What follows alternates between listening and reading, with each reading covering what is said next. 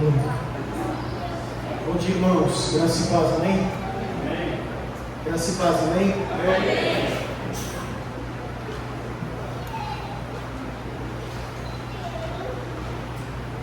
Vocês sempre saudade da Elise, mas obrigado. Mas sou eu aqui de novo. Pode aumentar um pouquinho para mim, que eu falo baixinho.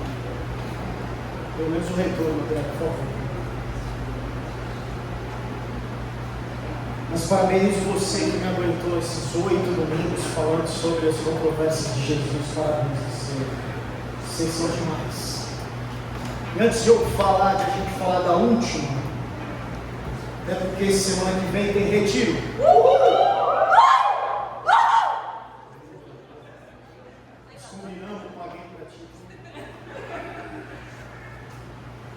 Queria que você me falasse aí quais foram as controvérsias que a gente falou, de repente algo que ficou marcado no teu coração, ou pelo menos algo que você lembra na cabeça aí.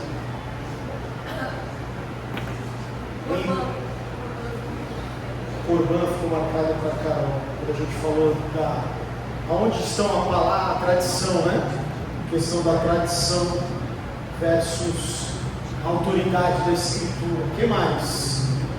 Verdadeira adoração. Verdadeira adoração. O que mais? Mais ninguém?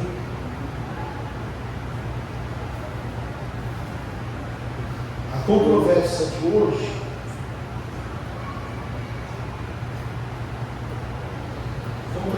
irmãos, fala um pouquinho sobre qual é a nossa motivação, qual a motivação da nossa vida. Essa é a pergunta dessa manhã. Que ambição domina você? Que ambição te dirige? E ambição é uma palavra forte. Eu até pus aqui no Google para ver o que o Google me dizia sobre ambição.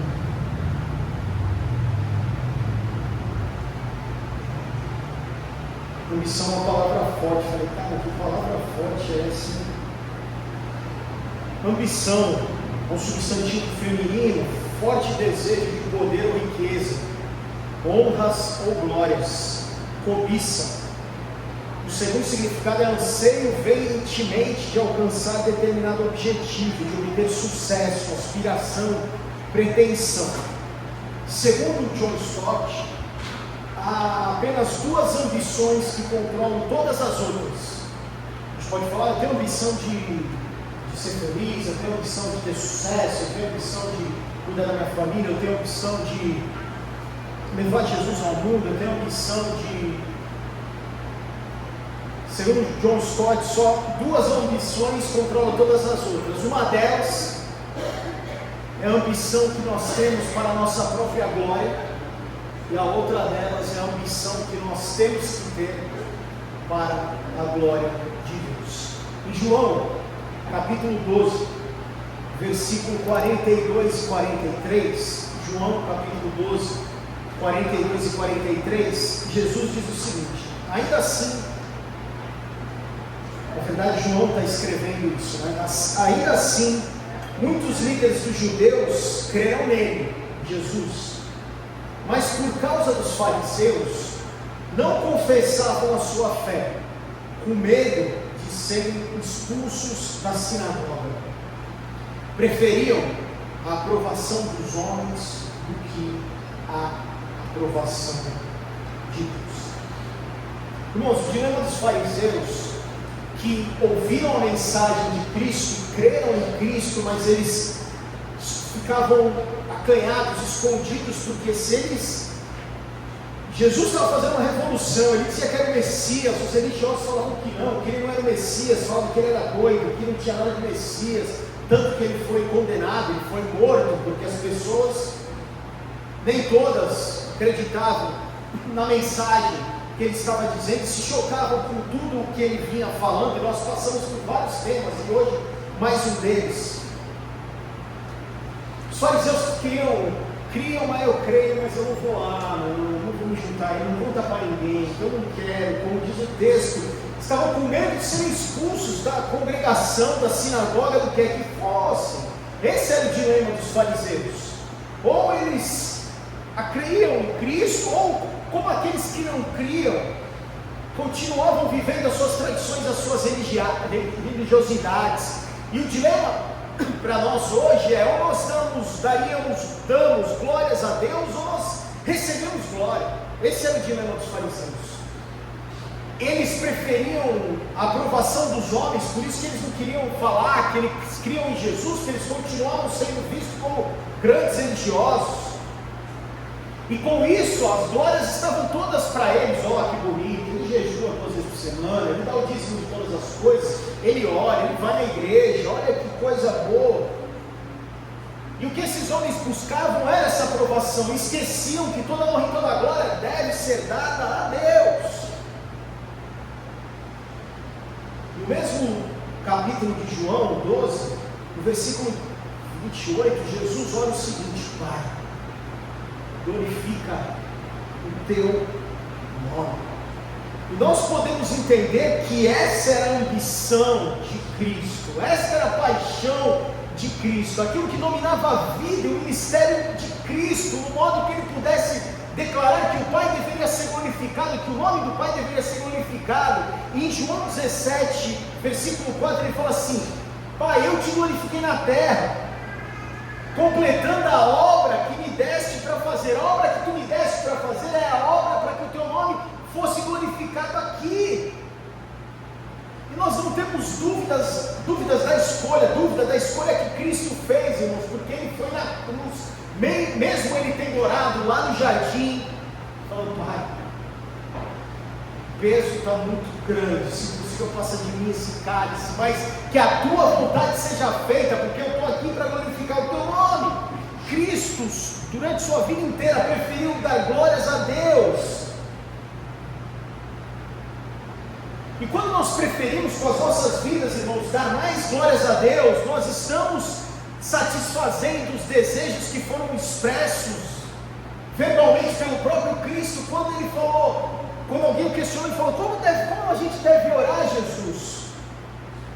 Ele fala: eu vou te ensinar, você ora assim, lá na oração do Pai Nosso, porque ele fala sobre um Deus que deve ser santificado.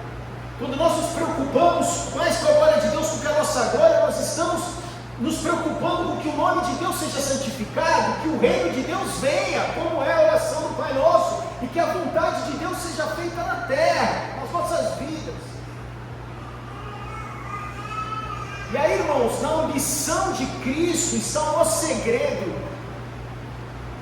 de algo que aconteceu lá no século 17.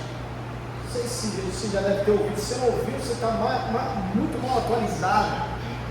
Mas em algum momento o cristianismo veio seguindo, e existia já uma influência dos gregos, dos romanos, de uma série de outras influências. E aí a igreja fala assim: não, nós vamos aceitar esse cristianismo aí. A gente vai mudar umas coisas. Na verdade, vai mudar muita coisa, mas nós vamos aceitar esse cristianismo. E aí a religião oficial passa a ser um cristianismo, mas com um monte de coisa diferente. E aí o que acontece lá no século 16, 17, um cara chamado Martinho Lutero fala: está tudo errado o que vocês estão fazendo. E começa um movimento chamado Reforma Protestante lá na Europa. E ele começa a ficar insatisfeito com o que a igreja estava fazendo, porque basicamente muitos aspectos do que eles pregavam e viviam eram centrados no homem. Você quer ter salvação, você paga aqui uma indulgência. Você quer fazer isso, você paga aqui, você faz 30 orações, você anda não sei quantos de joelho e está resolvido. Só que Martinho Lutero entendia que o foco deveria ser pôr Deus no centro, e que qualquer tradição humana que não estivesse na palavra de Deus deveria ser rejeitada. Porque eles acreditavam na supremacia e na suficiência da palavra escrita, inspirada por Deus. Eles rejeitavam, eles entenderam que qualquer mérito humano deve ser rejeitado. Porque como nós cremos, irmãos, aqueles homens criam que a total eficácia da obra consumada de Cristo não está em nós, está nele. Porque Ele nos salvou pela graça. Nós não precisamos fazer nada. E esses caras começaram a dizer e a enfatizar que a autoridade da igreja vinha somente da palavra. A salvação do pecador era somente pela graça, e é somente pela graça, mediante a fé. Nós precisamos crer então e receber de graça. E com isso, irmãos, a motivação deles era o quê? A glória de Deus. E com isso esses caras conseguiram dar as costas para toda a religiosidade, para todo o farisaísmo, para tudo que estava torto. E começaram a entender e a pregar e a viver uma vida onde a glória não é minha, mas vivemos preocupados para dar glória a Deus. Irmãos, eu estou te contando histórias de séculos atrás, estou falando de Jesus, mas a gente precisa fazer uma pausa. E quando nós falamos de temas que talvez nem te afetassem tanto, você falou da autoridade da Bíblia, você falou da verdadeira adoração, você falou uma série de coisas, mas o foco para nós, irmãos, a análise, o que nós precisamos fazer nesses domingos e hoje mais uma vez é entender o que nos resta de farisaísmo nas nossas vidas, o que nos resta de religiosidade para que seja deixado de lado, o que nós ainda temos nos nossos corações hoje. Não tenho nada disso que você está falando, porque fariseu, eu nunca religioso, não, vivo pela graça.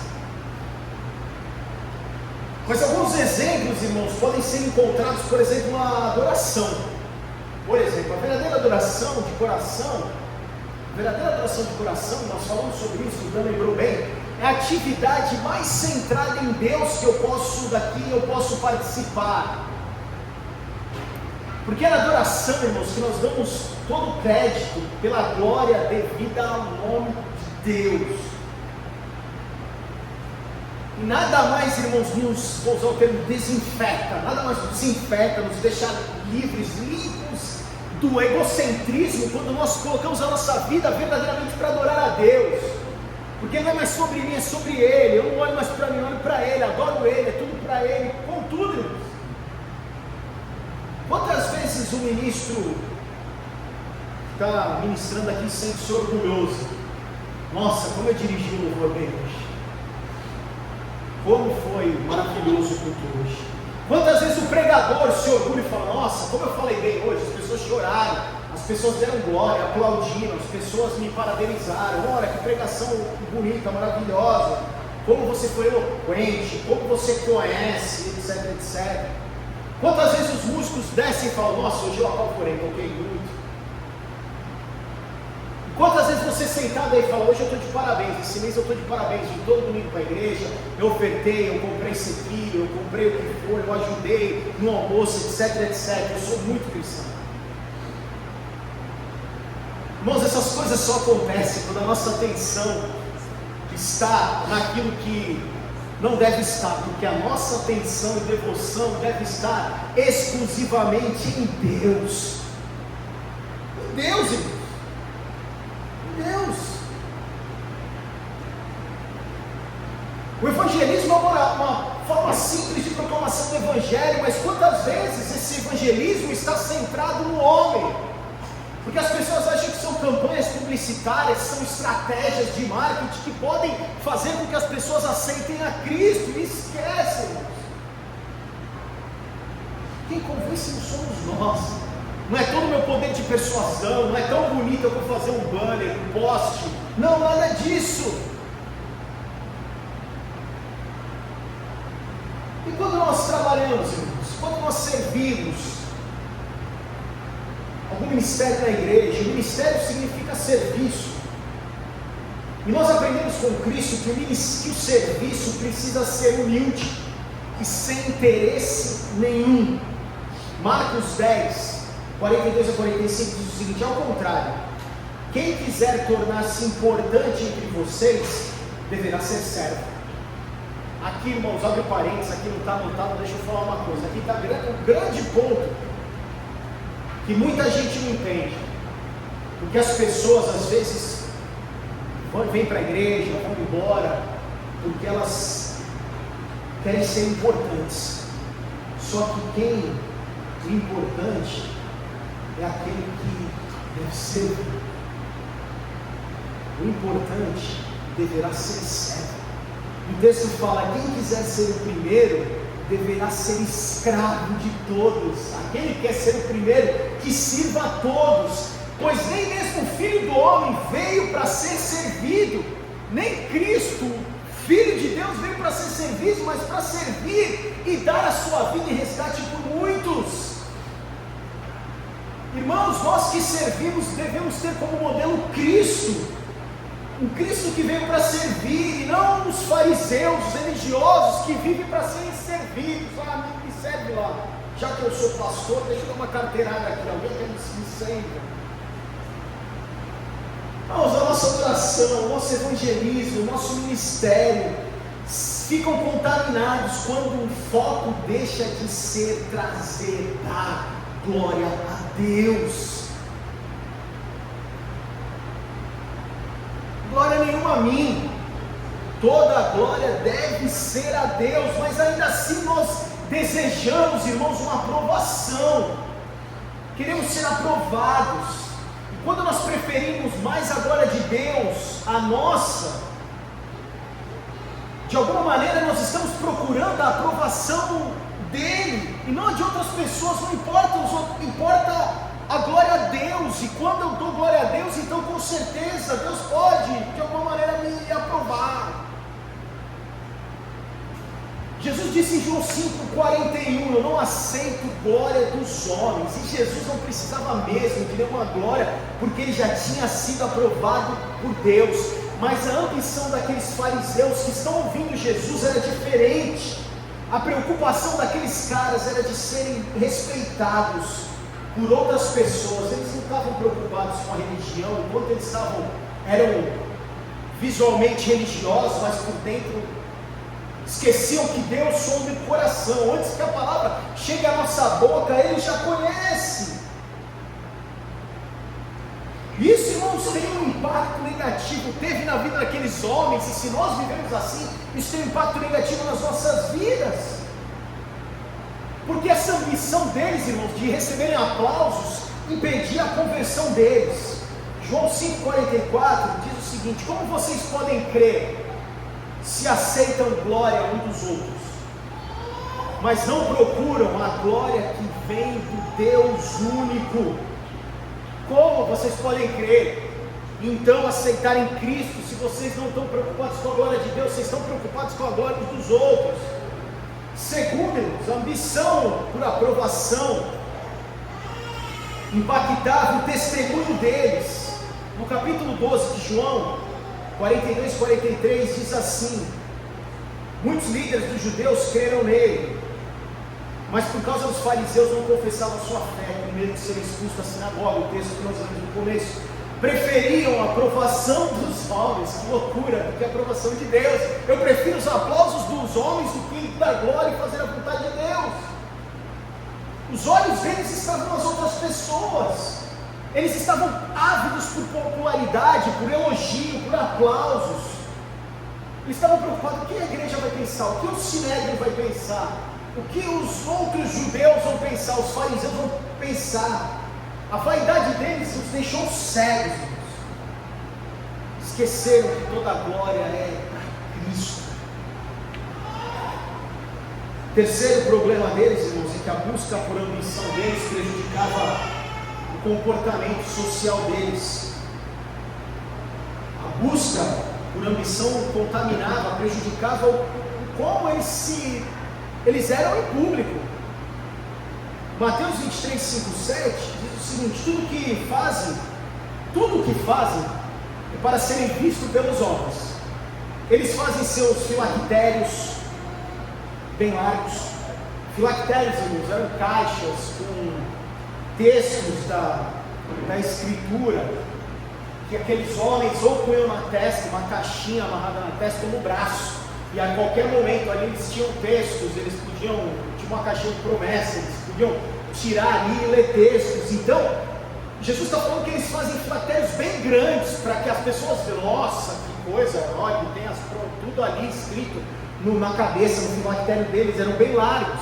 E o texto continua dizendo que as franjas de suas vestes bem longas, e as franjas nas vestes eram recordações dos mandamentos de Deus, era um aviso sobre os maus desejos. O cara pensava em fazer besteira, olha com a franja e fala, não preciso guardar o mandamento de Deus. E Jesus fala que aqueles caras fazem coisas bem longas, para ficarem bem nítidos, para quem quisesse ver.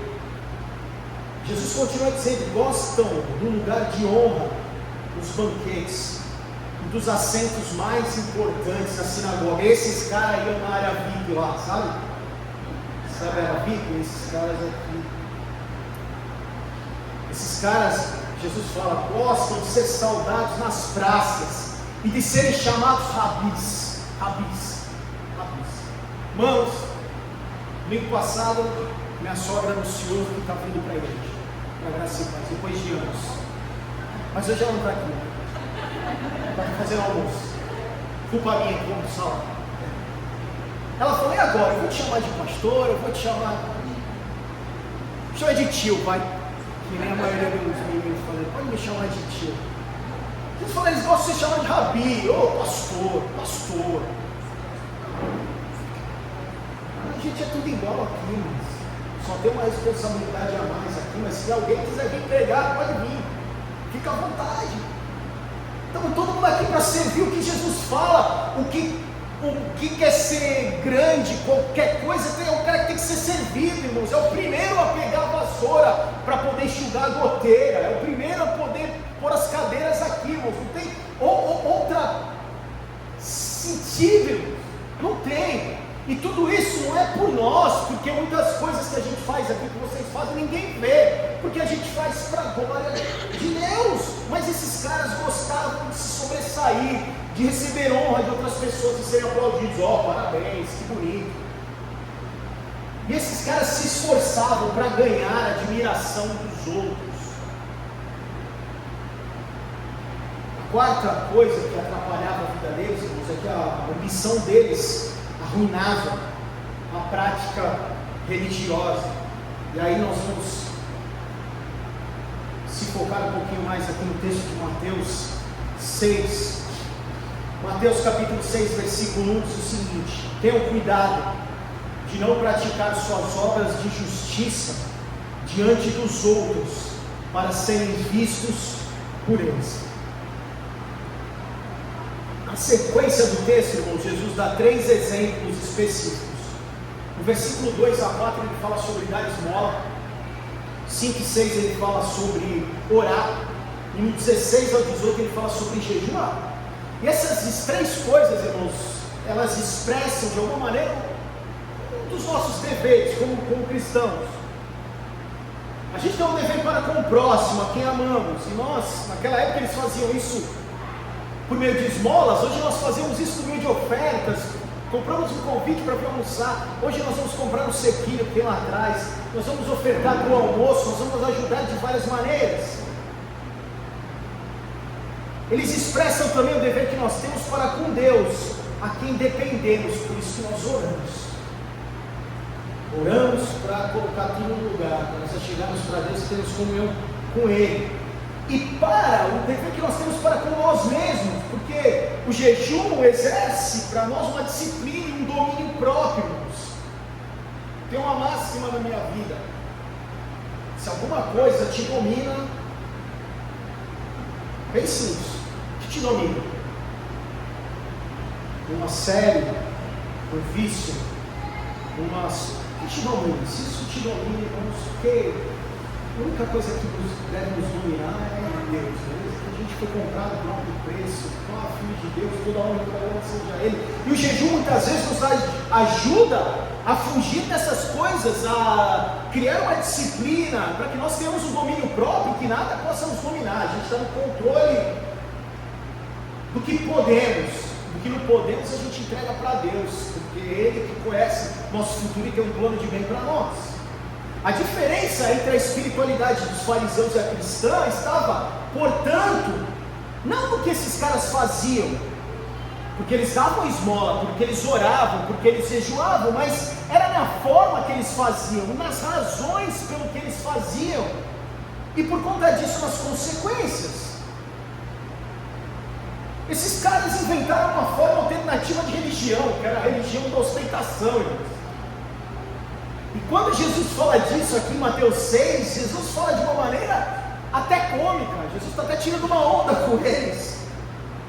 Porque Jesus fala: quando vocês estão dando esmola aos necessitados, vocês tocam trombetas, para que todo mundo saiba que está tendo uma esmola ali. Opa, tem uma trombeta tocando, lá tem fogos. É porque um fariseu deu esmola, para chamar atenção para a caridade. É o que está no versículo 2 de Mateus 6. Jesus fala: quando vocês oram, vocês querem orar no lugar mais visível. Subo aqui no púlpito e começo a fazer uma oração para que todos vocês me vejam orando, para que vocês falem: nossa, como o Leandro ora. Jesus fala isso no versículo 5. Depois ele fala no versículo 16 de Mateus 6: quando vocês jejuam, vocês deixam o rosto ficar desfigurado, vocês despenteiam o cabelo, vocês se cobrem com cinza, para vocês parecerem pálidos, para que as pessoas possam olhar e falar: cara, aquele cara está sofrendo, deve estar jejuando. Vê o cara estranho e falou: está estranho porque está jejuando, né? Estou jejuando, estou nessa luta aí, nessa autodisciplina e tudo mais.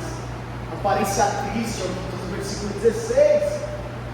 Irmãos, é muito fácil nós zombarmos deles e falar: esses caras eram doidos, esses fariseus.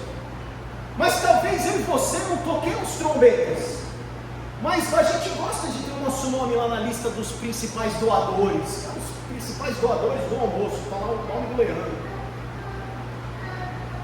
Talvez a gente não olhe na esquina no público, mas a gente gosta, faz bem para o nosso ego ser conhecido como pessoas de oração. Talvez a gente não se vista de roupa de saco, de olho cinza, deixe o rosto pálido, como Jesus disse, mas a gente quer que as pessoas saibam que a gente está jejuando. E aí, tudo bem? É mais ou menos, estou jejuando, né? Sabe como é? Essa é a espiritualidade dos fariseus, dos religiosos, que muitas vezes está encruada em nós, irmãos. É isso que nós temos que rechaçar e dizer: sai, porque a nossa vida é para a glória de Deus. A espiritualidade cristã não é nada de ostentação. A espiritualidade cristã é quase secreta, irmãos. E essa palavra secreta é o que Cristo usa 6 vezes no texto de Mateus 6. Versículo 3 e 4, ele fala um negócio interessantíssimo. Jesus fala assim: quando tu der esmola, não deixa a tua mão esquerda saber o que a direita está fazendo.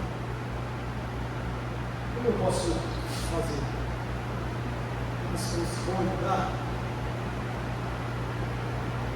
Quando orarmos, versículo 6, devemos entrar no nosso quarto e fechar a porta, não só para não sermos distraídos e interrompidos, mas também para que a gente evite espectadores nos olhando, nos admirando. Olha como ele ora. Versículo 17 e 18 de Mateus 6, Jesus fala: quando jejuamos, arruma o cabelo, lava o rosto, para que as pessoas não vejam nada normal na sua aparência, na sua rotina, e ninguém imagine que o que está acontecendo, que você está jejuando. Irmãos, em cada um desses casos nós vemos a ostentação como uma característica dos fariseus. Mas nós precisamos lembrar, irmãos, que a espiritualidade cristã, ela é praticada em segredo. Entre ostentação e segredo, que a gente possa preferir o segredo. Que possamos preferir não a nossa glória, mas a glória de Deus. Irmãos, a razão pela qual os fariseus ostentavam sua espiritualidade é para chamar a atenção, para ganhar admiração. Eles gostavam de agradar as pessoas, eles gostavam de praticar a sua religiosidade diante dos outros, para serem vistos, é o que diz o versículo 1, 5 e 16 de Mateus 6, para serem honrados pelos outros, é o que diz o versículo 2. E a palavra que Jesus usa aqui para criticá-los, irmãos, foi hipocrisia. E existe um termo chamado hipócritas, que é o ator que desempenha um papel no palco, que finge ser alguém que não é alguém que está usando uma máscara. A sua aparência não é real, é um disfarce. O hipócrita, irmãos, na religião está fazendo um jogo de vamos fingir, vamos fazer um personagem, a fim de ser visto pelos outros. A palavra grega para isso, irmãos, é theatenai, que significa uma exibição teatral diante de uma plateia. Jesus está falando que eles são atores. Vocês são hipócritas, vocês estão com máscaras, vocês são atores, vocês estão desempenhando um papel que não é vocês diante de uma plateia. É isso que Jesus está dizendo. E o hipócrita, o ator, ele não está pensando sobre o propósito dessas práticas. Eles usavam Deus, os fariseus estavam usando Deus e os outros para agradar a sua própria vaidade. Estavam usando a religião, fazendo a religião um estímulo para o próprio ego, um desfile para estimular o próprio ego. Se o motivo, irmãos, por trás da religiosidade, do farisaísmo é egoísta, o motivo por trás da verdadeira espiritualidade, irmãos, é fazermos tudo para agradar, para honrar, glorificar a Deus.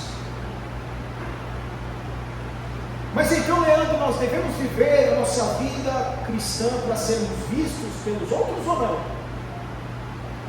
Jesus fala para a gente ser luz do mundo. Luz é um negócio que chama muita atenção. Irmãos, quero te dizer que a nossa espiritualidade deve ser o máximo possível secreta. E as nossas boas obras devem ser então públicas, porque é pelos frutos que nós seremos conhecidos. E é por esses frutos que devemos apontar a glória de Deus, que as pessoas, através das nossas vidas, possam glorificar nosso Pai Celestial, e nunca, não a nós, mas tudo a Ele. No fim, toda a glória é sempre para Deus, e a nossa ambição deve ser glorificar a Deus. Aleluia! Mas o que os fariseus achavam que estavam recebendo? Que os fariseus estavam recebendo pelos seus pecados? Eu posso dizer que nada. Jesus fala no versículo 1 de Mateus 6: vocês não terão nenhuma recompensa do Pai Celestial. Esse versículo deixa claro que eles não vão receber nada. Mas na verdade esses caras estavam sendo recompensados. Eles estavam recebendo elogios de outras pessoas. E na verdade, irmãos, o que procura um ator? Pensa comigo, o que procura um ator depois do final de uma peça? O que procura um cantor depois do final de um show? Aplausos. Só que a hora que os aplausos acabam, irmãos, não há outra recompensa. E era isso que aconteceu com os fariseus. Eles tinham os aplausos, é isso.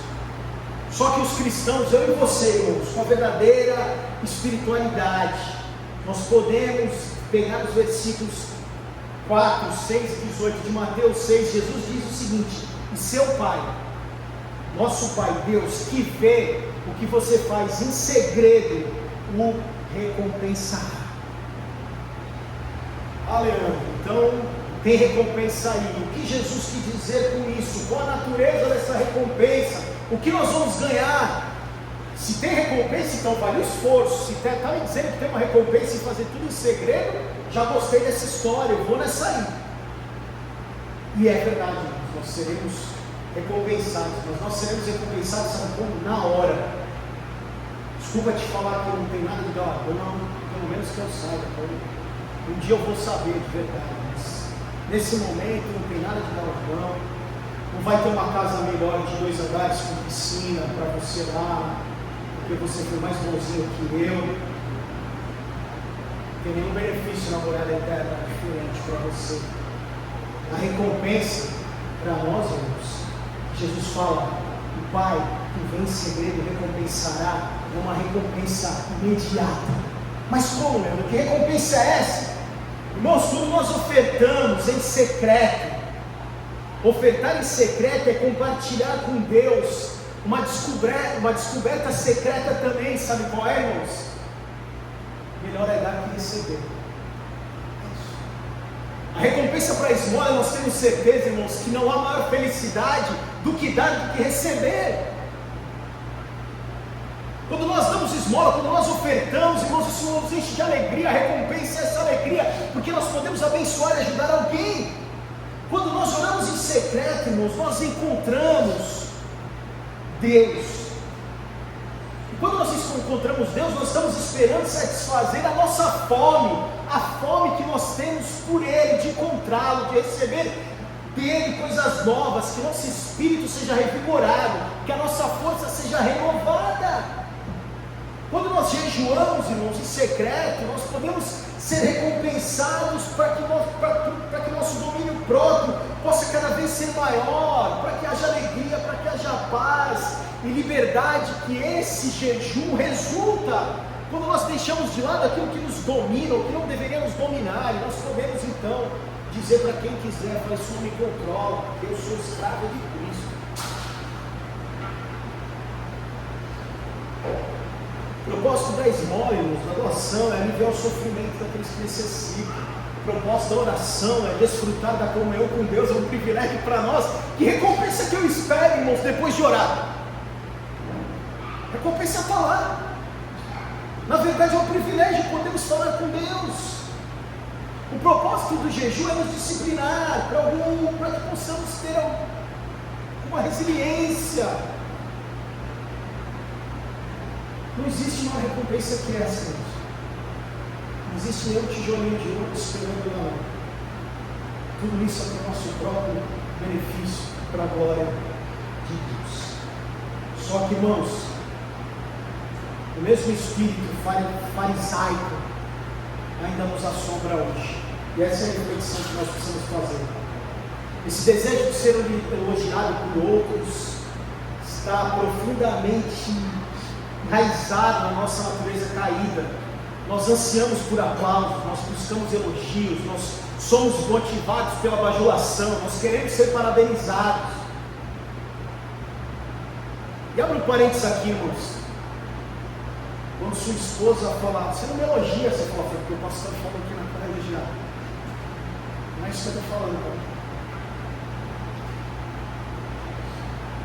Mas nós não contentamos no nosso ministério, no nosso serviço, com a aprovação de Deus e com a possibilidade de Ele dizer no final para nós: muito bem, servo bom e fiel, você resistiu, parabéns. É isso, irmãos. Jesus está falando em João 5,44: vocês aceitam glórias uns dos outros, mas não procuram a glória que vem do Deus único. Esquecemos que toda a glória pertence somente a Deus.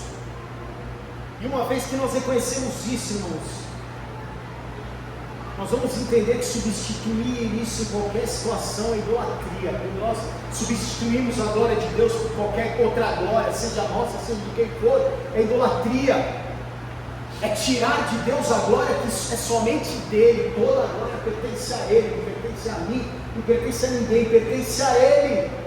E quando nós fazemos isso, nós estamos negando que Ele é Deus. Por quê? Porque a glória é devida somente a Deus, porque Ele é nosso Criador, é a fonte de todas as coisas.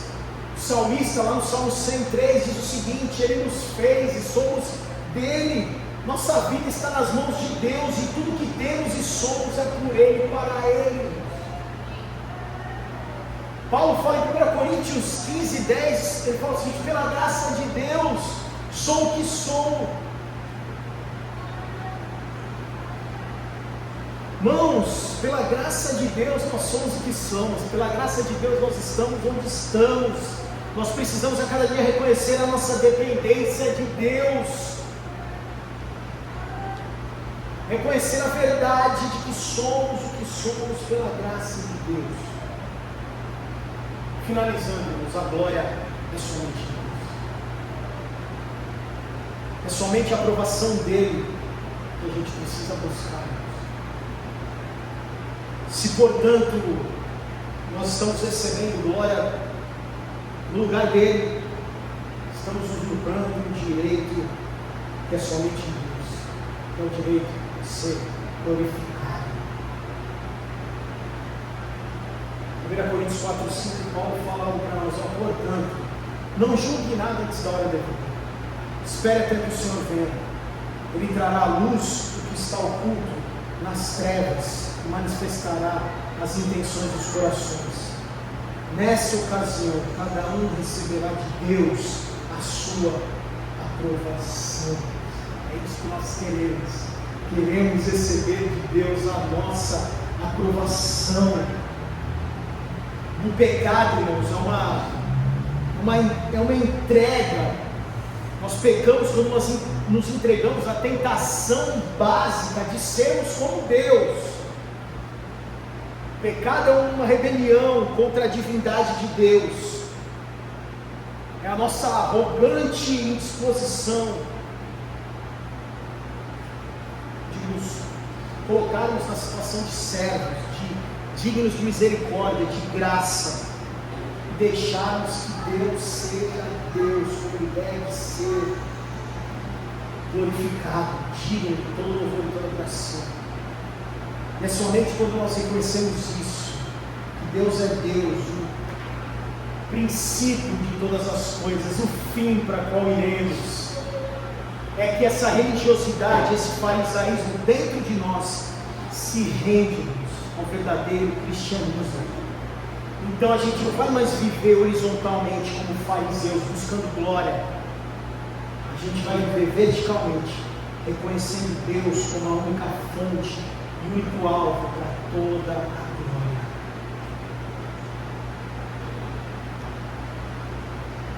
E aí, irmãos, eu queria terminar com 1 Coríntios 10:31.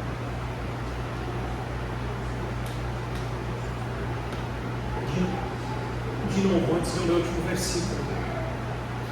Isso não é uma exortação para que você não parabenize mais como foi bonito a cantata.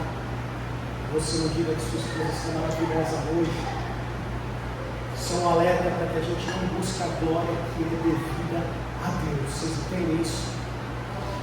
Que a gente possa dar a Ele toda a glória.